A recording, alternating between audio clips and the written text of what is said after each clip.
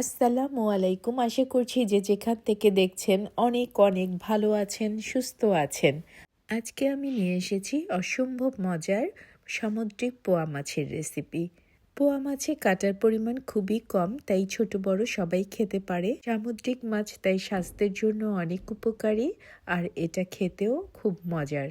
চলুন তাহলে শুরু করা যাক আজকের রেসিপি। আজকের মাছটা একটু বড় ছিল, সেই অনুযায়ী আমি কেটে পিস করে নিয়েছি পোয়া মাছ। সাধারণত পোয়া মাছ একটু মিডিয়াম সাইজের হয়, সেক্ষেত্রে 2 পিস অথবা গোটাও রাখা যেতে পারে। দিয়ে দিয়েছি 1 চা চামচ লবণ, আপনারা আপনাদের পরিমাণ মতো দিয়ে দিবেন।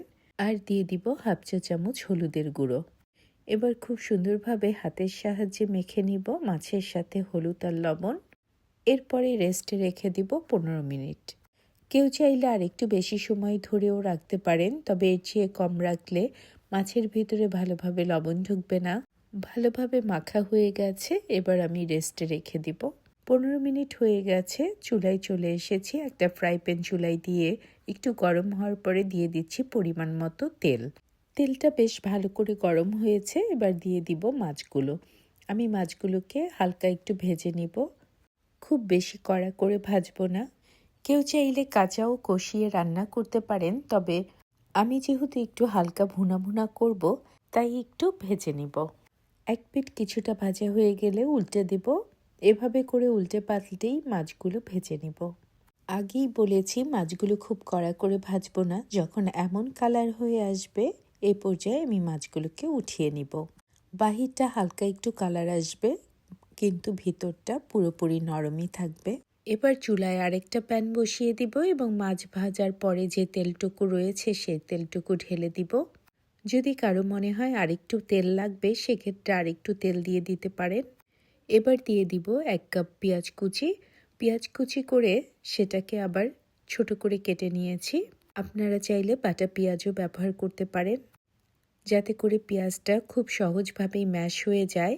সেই জন্যই আমি ছোট ছোট পিস করে কেটে নিয়েছি। পেঁয়াজগুলোকে একটু ভেজে নিব, তবে হলুদ বা বেরেস্তা করব না। হালকা ভেজে নিব, যতক্ষণ কাঁচা স্মেলটা না চলে যায় ঠিক ততক্ষণ ভাজবো। পেঁয়াজগুলো এতটুকুই ভাজবো। ভাজা হয়ে গেছে, এবার দিয়ে দিব 1 চা চামচ রসুন বাটা আর 1 চা চামচ আদা বাটা।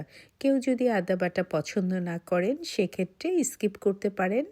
এবার আদা রসুনগুলোকেও একটু ভেজে নিব পেঁয়াজের সাথে, যতক্ষণ না কাঁচা স্মেল চলে যায় আর আদা রসুনের গায়ে থাকা হালকা পানিটুকু শুকিয়ে যায়। খুব ভালোভাবে আদা রসুন আর পেঁয়াজ ভাজা হয়ে গেছে, এবার দিয়ে দিব টমেটো। এখানে 2টো মিডিয়াম সাইজের টমেটো কেটে দিয়ে দিব। টমেটোগুলোকে ছোট করে কিউব করে কেটেছি, যাতে করে খুব সহজভাবেই গলে যেতে পারে। কেউ চাইলে ব্যালেন্ড করেও নিতে পারেন, তবে আমার কাছে মনে হয় একদম ম্যাশ করে নেওয়ার চেয়ে একটু কিউব করে ছোট করে কেটে নিলে এটার স্বাদটা বেশি ভালো লাগে। টমেটো দেওয়ার পরেও বেশ কিছুক্ষণ ভেজে নিব। যখন টমেটোর গা থেকে পানিগুলো শুকিয়ে টমেটো আর পেঁয়াজগুলো কিছুটা ম্যাশ হয়ে যাবে, সে পর্যায়ে এসে দিয়ে দিব পরিমাণ মতো লবণ। আমি এখানে 1/2 চা চামচ লবণ দিয়েছি, যদি লাগে পরে বুঝে দিয়ে দিব। এবার দিয়ে দিব 1/2 চা চামচ হলুদের গুঁড়ো, দিয়ে দিব 1 চা চামচ মরিচের গুঁড়ো। ঝালটা আপনারা আপনাদের স্বাদ মতোই দিয়ে দিবেন। দিয়ে দিব 1 চা চামচ জিরার গুঁড়ো। আমি এখানে ধনে ব্যবহার করিনি, আপনারা চাইলে ধনেও ব্যবহার করতে পারেন। তবে আমার কাছে মনে হয় সামুদ্রিক মাছ যতটুকু মশলা না দিলেই নয়, ততটুকু দিলেই স্বাদটা অনেক বেশি ভালো হয়। একটু কম মশলা ব্যবহার করলেই সামুদ্রিক মাছের স্বাদটা অনেক ভালো হয়। খুব সুন্দরভাবে মশলাটা কষানো হয়ে গেছে, দিয়ে দিলাম 2 কাপ পানি। এই মাছ রান্না করার জন্য মশলাটা যদি খুব ভালো করে কষিয়ে নেওয়া হয়, তবেই এর স্বাদটা খুব ভালো লাগে। এবার মশলাটাকে নেড়ে চেড়ে ঢাকনা দিয়ে ঢেকে দিব কিছুক্ষণের জন্য। আবার একটু ঢাকনা উঠিয়ে নেড়ে চেড়ে নিব, তারপরে ঢেকে দিব আবার কিছুক্ষণের জন্য। আবার ঢাকনা খুলে নেড়ে চেড়ে একটু যখন উপরে তেল ভেসে উঠবে, তখন মাছগুলো দিয়ে দিব। মাছগুলো দেওয়ার পরে নেড়ে চেড়ে এই মশলার সাথেই রান্না করে নিব বেশ কিছুটা সময়।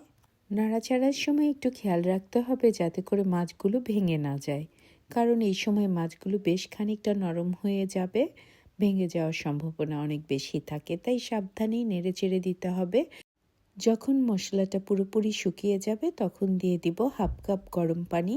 গরম পানি দেওয়ার পরেও কিছুক্ষণ নেড়েচেড়ে রান্নাটা করে নিব। খুব বেশি সময় লাগবে না এখন। ভালো করে নাড়াচাড়া হয়ে গেলে একটু ঢাকনা দিয়ে ঢেকে দিব 2-3 মিনিটের জন্য। 2-3 মিনিট হয়ে গেছে। এবার ঢাকনা খুলে দিয়ে দিব 3টা কাঁচামরিচ, এতে করে খুব সুন্দর একটা স্মেল যোগ হয়ে যাবে। আর সাথে দিয়ে দিব কিছু ধনেপাতা। এই কাঁচামরিচ আর ধনেপাতা এনে দিবে দারুণ একটা স্বাদ। একটু নেড়েচেড়ে মাছের সাথে মিশিয়ে নিব। এরপরে দিয়ে দিব 1/2 চা চামচ ভাজা জিরের গুঁড়ো।